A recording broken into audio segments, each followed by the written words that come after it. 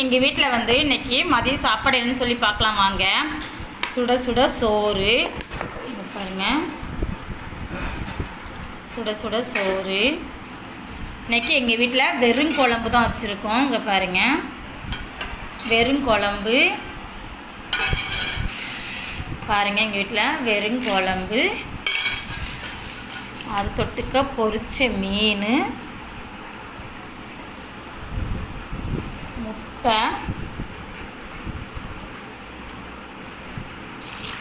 முட்டைனா colour அப்பளம் பொரிச்சிருக்கீங்க பாருங்கள்.